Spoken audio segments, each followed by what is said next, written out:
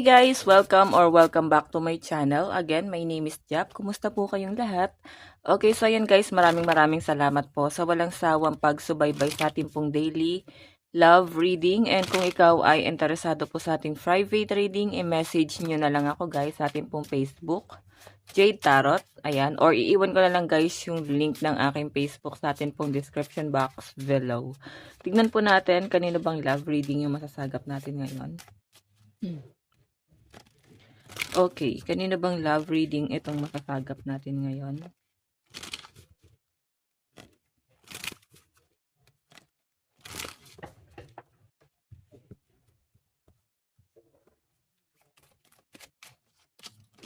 Oh, nakikita ko mukhang mabait naman yung person mo. Pasensyoso.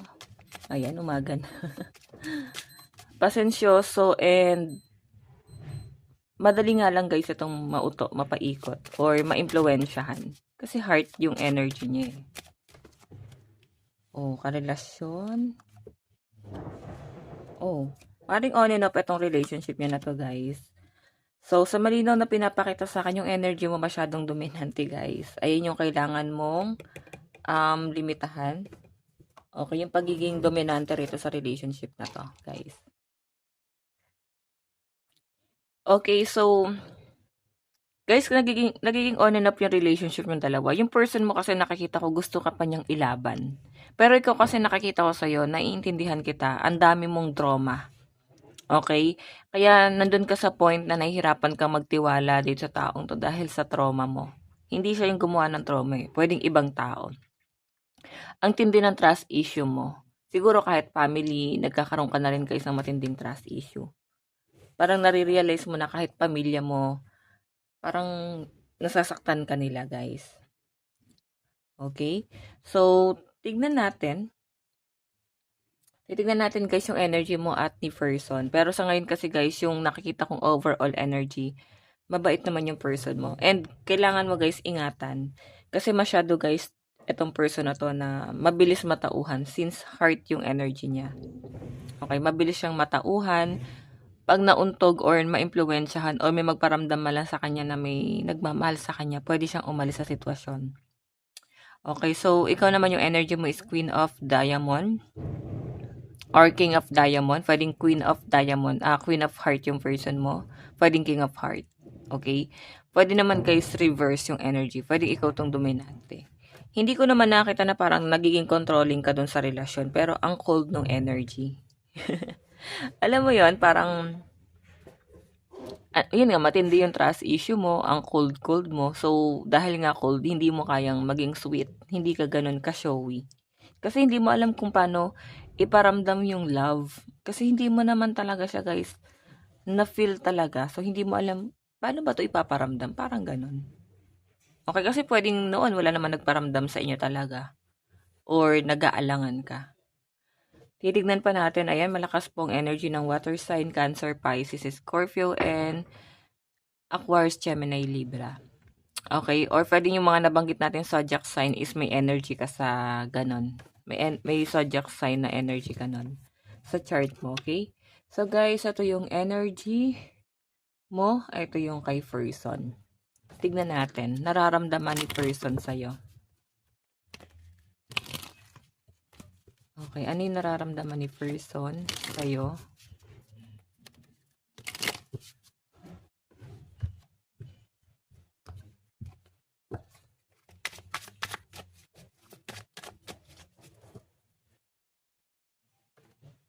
Okay.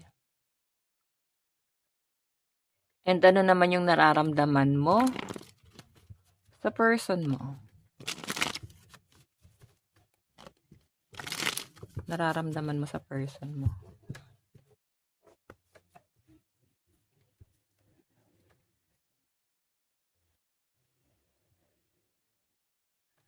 Okay.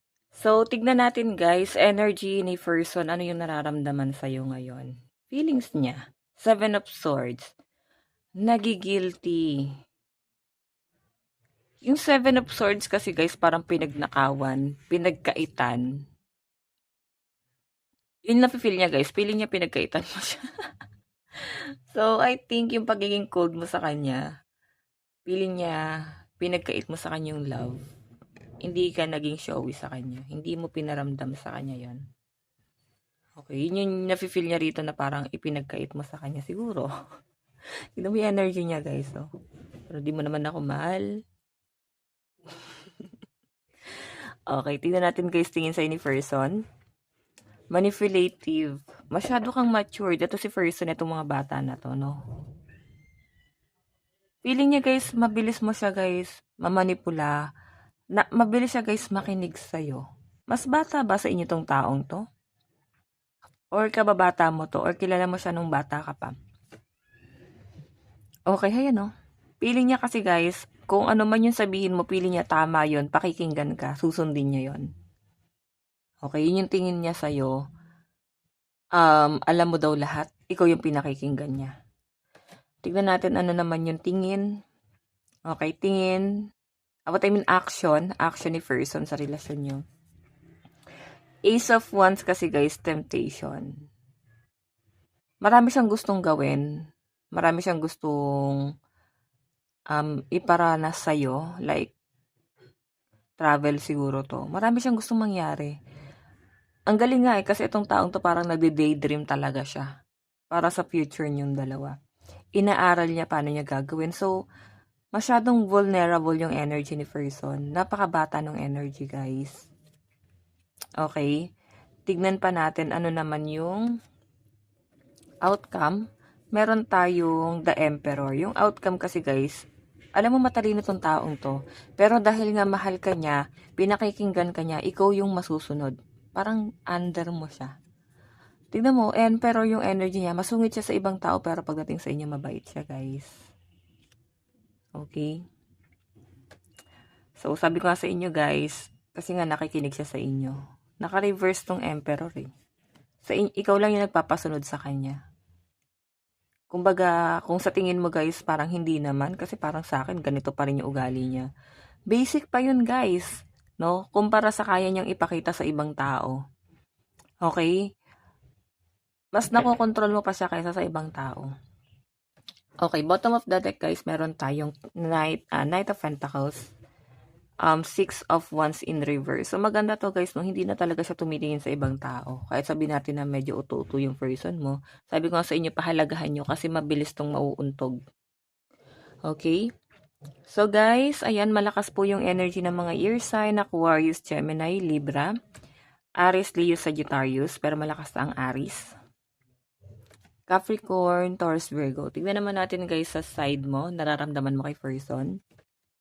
Meron tayong Page of Swords, realization. Nako, hindi ka pa sure dito sa taong to guys. Napagdududahan mo talaga siya. Nakikita ko sa'yo parang gusto mo umalis dun sa sitwasyon. Okay? I think ang dami mo guys na pagdaanan na sa buhay. Kumbaga, ayaw niya na guys dagdagan pa yung challenge mo. Okay? Marami kang alam. Lately mo lang guys na-realize to dahil sa trauma mo. Ay no, Page of Swords eh. Maraming alam, matalino, independent. Pwedeng lately mo lang guys na-realize to na, ay, independent pala ako. Ay, kaya ko pala mag-isa. Okay? Hindi ko na pala kailangan to. Ganon. So, I think dahil nga sa trauma to, matindi yung nangyari sa inyo guys. Tignan natin guys, ano naman yung tingin. Tingin mo kay person. Four of Pentacles. Napaka-cute ng energy guys eh. Yung tingin mo kay person, para siyang bata. Maliit na bagay, nakaka-appreciate or na-appreciate na niya. Kahit hindi guys ganun ka-expensive siguro yung naibibigay mo sa kanya or naibibigay niya sa inyo, masaya na siya eh, na hindi niya man lang guys kino-consider yung feelings mo. Pero siguro kasi guys, masyadong pure yung nararamdaman sa inyo ng taong to, masyadong vulnerable. Para sa kanya guys, parang priceless ba tawag doon? Or para sa kanya guys, ano na to, parang kahit hindi guys ganun ka-expensive, para sa kanya, masaya siya doon sa ginagawa niya. Okay, kahit hindi niya na guys kino-consider yung feelings mo. Okay, kasi ano eh, feeling niya romantic yung ginagawa niya eh. Feeling niya sweet siya dun sa ginagawa niya, guys. Okay, basta meron siyang ginagawa dito, guys, na para siyang bata. Ang weird. Minsan parang inaasar ka niya, binibiro-biro. Okay, mapagbiro tong taong 'to. Tignan natin, guys, ano naman yung, ano naman yung magiging action mo. 7 of Cups, marami ka talagang gusto. Alam mo, guys, sa maging kalaban mo dito sarili mo. Sa dami ng gusto mong mangyari, I think gusto pa mag-explore. Parang, wait, hindi pa ako ready mag-commit. Siguro matagal ka ng single. Hindi ka pa ready mag-commit, guys. Maring nagawa mo lahat ng bagay na gusto mo nung nag-iisa ka. Okay? Nagawa mo lahat ng bagay na gusto mo nung naging single ka. So, siguro iniisip mo na once na mag-commit ka, is baka hindi mo na, guys, magawa to. Okay? Nakikita ko yung pagiging fear ng person mo. Pag-isipan mo mabuti. Wag mo guys masyadong i-pressure yung sarili mo, like magmamadali ka. Okay? Wag ka manghinayang kaysa masaktan mo tong taong to. Or mahirapan ka naman kasi hindi mo naman talaga, guys, gusto. 'Di ba? So tignan natin, guys, ano naman yung magiging outcome. Meron tayong King of Swords. Okay, King of Swords. Nakikita ko, guys, ayun nga, matalino. Matalino ka. Maaring matagal mo nang na-realize yung sa sarili mo na kaya mo talagang mabuhay sa sarili mo na nag-iisa. Yung iba nga rito, guys, parang gusto lang magkaanak kayo ng asawa eh. Okay, kasi parang feeling nyo, guys, distraction lang to, malaking gulo lang sila, hindi ka makapag-focus sa gusto mong mangyari kasi pwedeng kukontrahin ka nila. Okay, bottom of the deck, guys, meron tayong Page of Cups. Wow. Nakikita ko rin yung pagiging mo dito, jolly, no? Like, bata rin yung energy mo, pero dahil sa mga nangyari sa buhay mo, masyado ka na, guys, nagiging matured. O ikaw mismo kino-consider mo yung sarili mo na matured na sa dami ng responsibility na pinasan mo, guys. Okay, so sa side mo, guys, ayan, malakas pang water sign. Cancer, Pisces, Scorpio, Capricorn, Taurus, Virgo, Aquarius, Gemini, and Libra. Tignan natin, guys, na patungo tong relationship na to. Okay, gamitin natin to. Saan patungo tong relationship na to? In the near future. Yung iba dito, guys, parang biglang pumasok sa isip ko. May kamukha ata kayong artista.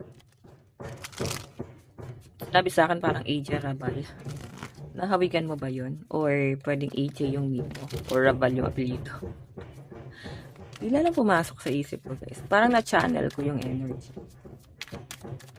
Pwede si person yan.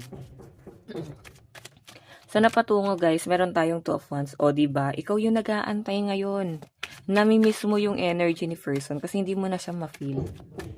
Pwedeng matagal kanyang kinulit nung pinigilan ka. Ayan. Pwedeng naninibago ka. Or pwedeng nung naging busy siya. Pwedeng hindi ka naman tinigilan. Pero I think naging busy tong taong to. The Chariot. Okay. Marami siya, guys, gustong ibigay kasi sa inyo. Okay. Meron tayong 10 of Wands. So, hinahanap-hanap mo yung energy niya, guys.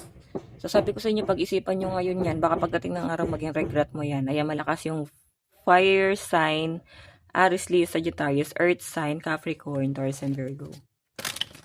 Okay? Ayan, sa fire and earth, baka pagsisihan nyo.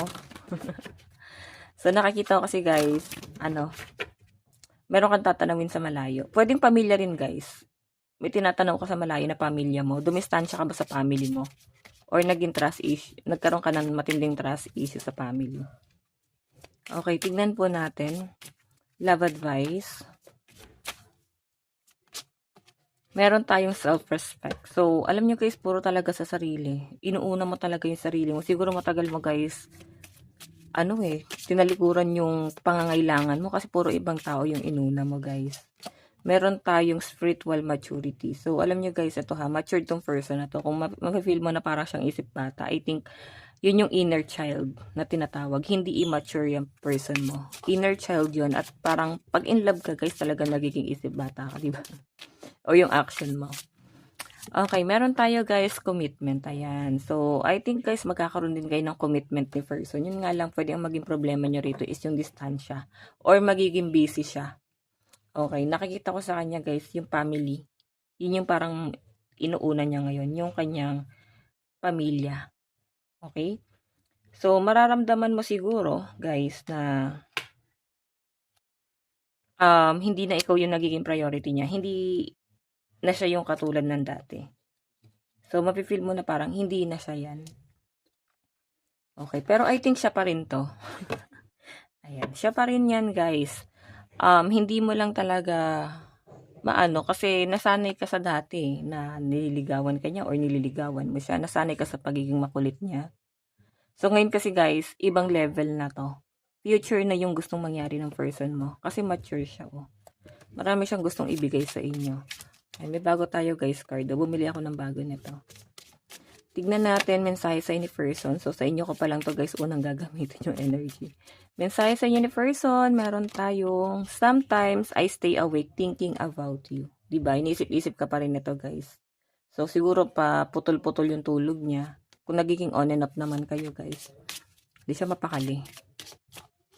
Okay, meron tayong we will be together again. So, siguro yun nga, yun dahil LDR kayong dalawa or hindi kayo magkasama pa ngayon, yun yung nagiging dahilan kung bakit parang di siya makatulog. Mapakali, gusto niya magkatabi kayo matulog. Kasama ka na niya. Kung, alam mo yun, ang dami niyang plano. Okay. I know that I crossed the line with you. So, siguro may plano si person para magkasama kayong dalawa. Like, ano ba to, ipipetition ka ba niya sa abroad? Or kukunin ka na niya? Or may plano kayo guys na magsama na? Yun yung malinaw na nasasagap ko dyan guys. Meron siyang gagawin para makasama ka na niya. Okay, so yan guys. Ito lang naman po ang inyong daily love reading. Bukas ulit. God bless and love you all. Bye-bye po.